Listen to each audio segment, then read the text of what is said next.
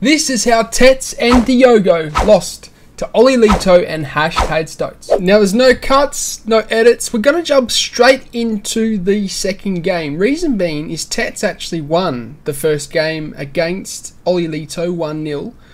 And it was a 1-0 aggregate scoreline going into the second leg. And it was Diogo versus Stokes. I'm sure you can tell from the title. You guys know what exactly is about to go down. But we're going to analyse essentially this game and how both teams were playing, and essentially how Diogo managed to lose to Stokes in the end, even with a 1-0 lead. Now, as you see, Stokes does come out of the gate flying. You know, he's doing the quick tiki-taka passing to essentially increase the tempo against the opponent. And Diogo's going to play a little bit more passive, as you see. He's going to keep a lot more of the ball. In my opinion, it's the wrong move. And the reason being is because when you go into a game on the defensive, you seem to invite a lot of pressure onto yourself, which can make it in turn harder to break down your opponent. And essentially, you invite all this pressure onto yourself, which then your opponent, you know, all the momentum is with him, and essentially it can be hard to keep him out. But as you see, Stokes on the offensive, he's going down the wing. He's going to attempt to try and drag the defence out. It's a lovely cross. Now, I'm going to analyse this cross because I've done a crossing tutorial on the channel before, and one important aspect of crossing that you guys need to essentially bear in mind is you should only cross to someone if they're in between two defenders. And as you see, Janola is in between these two defenders here, and it's a perfect time to cross. It will lock on nearly every single time, especially when they are in between two defenders. As I said, I've done a tutorial on this before, an in-depth tutorial. You can type in Dylan Baines crossing tutorial, it should come up. And essentially I broke down that if you can find someone that's in between two defenders, it's a perfect time to cross. Just a regular cross, and depending on where they are in the 18-yard box will depend on how much power. Let's say they're back post, you're probably looking around 3 bars of power. If they're near post, you're looking around 1 bar. If you're in the center like that Janola was then, you're looking around 2 bars of power. But as you see, Diogo again, he's coming out very passive in the way he attacks and the way he defends. Now, I've actually spoken about this before in a video, and it's called free flow state. And free flow state essentially is when, I used the analogy of bodybuilding. I said, when, let's say, a bodybuilder goes in for a lift, let's say they're doing a PB of an 120 kilo bench. Let's just say that for an instance. They've never done it before. What they'll actually do is they'll put 130 kilos onto the bench, and they will essentially lift it up slightly and then drop it down. Okay, so they can stimulate their nervous system so that their body is used to that weight. Then they go and lift it at 120. It feels a little bit lighter than they're used to, than they expect, and it actually can be easier to lift it up because your nervous system has been stimulated. And I use the analogy of that because it's the same here. If you're building up very, very slowly, like Diogo is, and you're on the back foot and you're being very passive in your attack and you're on the defensive, when it comes to situations just like that, you can be quite slow, and your reactions won't be quick enough to react to the movements of the attacker. But if you're building up with high tempo and on the attack, you're going to be able to do something a lot better there.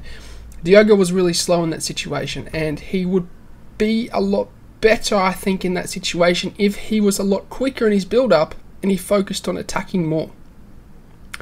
But he's on the 1-0 lead, and so you're going to see him a bit more passive in the way he builds up, and I don't agree with it. If I was coaching him, I would say, I need you to approach this game as if you were 0-0, and I need you to approach this game as if, you know, the best form of attack is, the best form of defense is attack.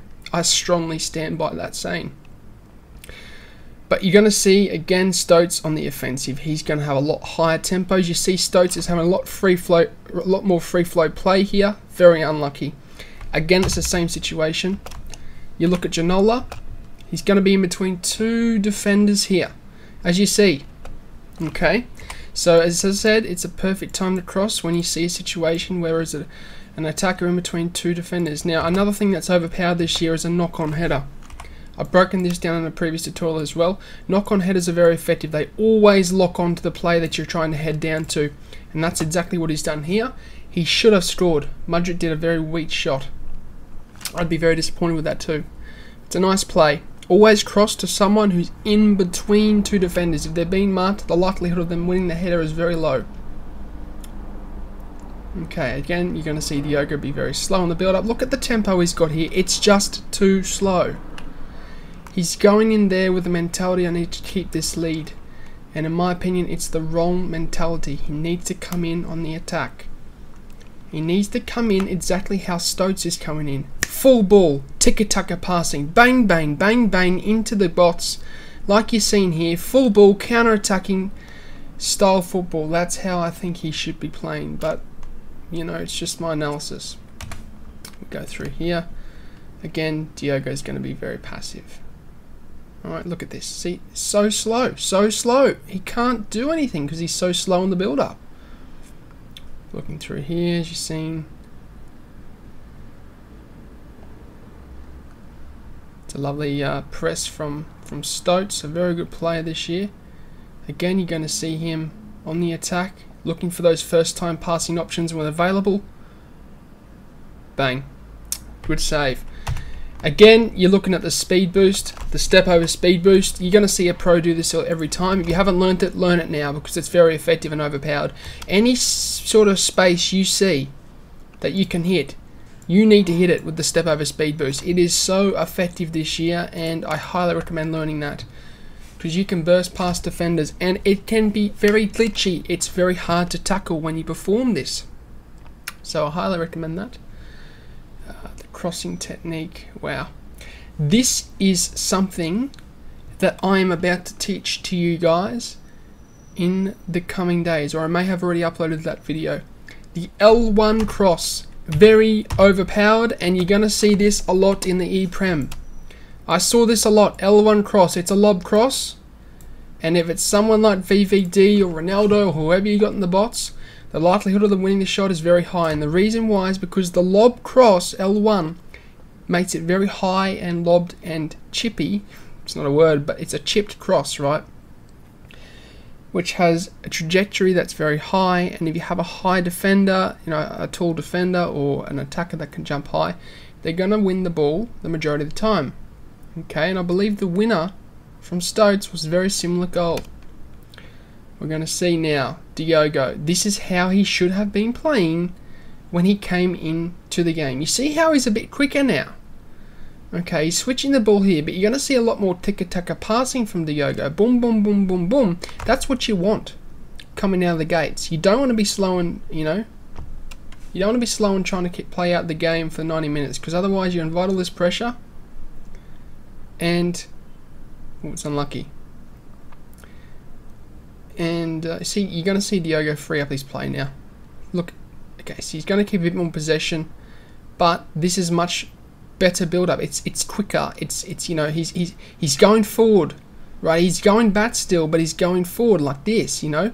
Driven passes into the strikers, tiki-taka passing, first time passes when available. That's the sort of type of, you know, play that you want to have when you even when you're winning, okay? Because if you go on the defenses, as I said, you can lose that free flow state that I spoke about before. It's actually a thing, guys. You know, you may have laughed at me talking about that, but it's actually a thing. You look up free flow state, so it's a psychology theory. It's not a theory, it's a fact. There's something in a free flow, you know. In fact, type in Dylan Banks free flow state, I think it will come up on YouTube. That you'll understand exactly what I mean. Okay, we're going to come into the second half here. Diogo on the offensive. Okay, it's exactly how he should have been playing when he was up. It's much better play from Diogo. Very direct, driven passes into the strikers, recycling the ball very quickly. He's not switching the whole time. He's not slow with the build-up. He's actually attempting to, you know, get himself a goal here, and it's how he should have been playing before. Good passing, good McGeady spin cancel. I mean, I did a tutorial on that yesterday. That's just brilliant. And, you know, anytime you're in a situation where you're facing the opposite way to the goal and you want to burst into this space here, yeah, It's just such an effective skill move, and I've done it before in pro tournaments myself. If you watch that, the video is called the skill move that Diogo used to beat pro players in the ePREMIER League. If you want to check that out, I teach that skill move. You need to learn it, guys. Very, very good. But you see, Diogo goes 1-1, and then all of a sudden he starts playing his game. He starts playing the way that he usually would. He scores a goal from it, and it's how he should have been playing when he came out of the gates. See, now I think the coaches said something to him. I think the coaches said, you know, you need to go for a third. You know, you can't be playing passive like he was. And just look at the way he's playing now. It's much better. It's on the offensive. You know, you're putting pressure onto your opponent. In my opinion, going for that second goal, that's going to really kill the momentum of your opponent. So, you know, he was up 1-0 through aggregate. In my opinion, here we go, we've got a through ball and a lovely green time finish. In my opinion, going for that second goal, rather than just sitting back and inviting all the pressure and trying to play out the lead, is much better. I'll tell you why. You may concede a goal going for that second goal, but at least your free flow state and your tempo and your attacking plays are going to be up to standard because you've been playing at a high attacking intensity the whole entire game. However, if you're on the defensive and you concede like you did, and it made it 1-1, you're on the back foot, momentum wise and free flow state wise. Okay, so there's two aspects that are against you there, but as you see, we have an attempted extra pass across the goal. It's probably the right decision. They're quite broken this year. The keepers seem to stand there and the defenders don't do anything, so it's a nice attempt there from Diogo. But you're going to see Stokes try and control a bit more of the game now. He's still going to go on the defensive. You see that ball roll into attempted pass into the centre was an attempt for him to essentially try and drag that defence out and bring it back quickly into the middle.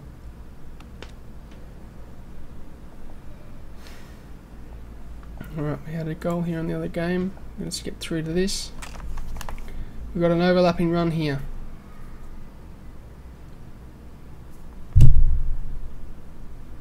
Going to see the L1 stop a lot there from Diogo. There you go. The L1 stop's quite effective. And he's using a bit of R1 dribbling as well. So it's interesting to see not many people use that this year, despite it being rather effective. R1 dribbling increases the agility and allows them to hop in and out of tackles, so it can be quite effective. I did break that down in the dribbling tutorial on the channel, so if you type in complete dribbling tutorial in FIFA 23, I break down R1 dribbling for you guys. You can check that out and learn the ins and outs of that. Janola's going to be on the counter here now. What can he make of this? Is he going to go for the extra pass or the shot? He's gone for the near post shot. It's interesting. I'll tell you why. Pros, as I've said before in previous analysis videos, they're looking to try and bluff or double bluff or triple bluff the opponent. Here we go. We've got a cross in. It's a lovely header. That's a regular cross. It's not an L1 cross. Okay. It's a regular cross. But the L1 crosses have been working, as I said. Stokes is going to score 2 in these games. But as I was saying before about the bluffing, double bluffing, triple bluffing, Diogo went for the near post shot. Okay, because Stokes was trying to read the extra pass.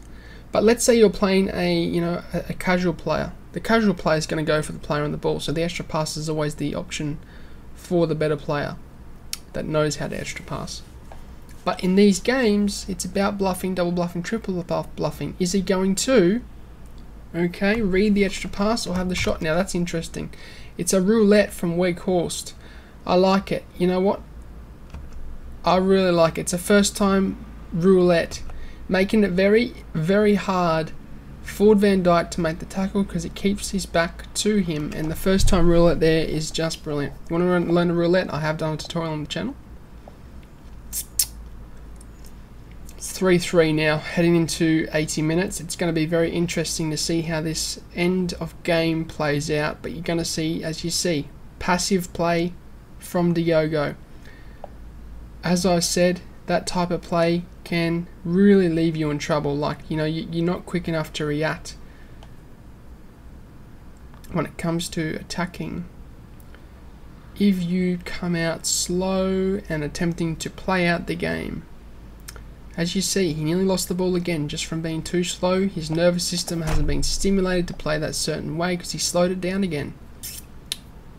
I do understand what he's doing though. You will see eventually, I believe, Diogo will start and play for that final attack. Okay? I've spoken about it before, but essentially if you get to this point in game where it's 86 minutes, you're better off keeping the ball until the 90th.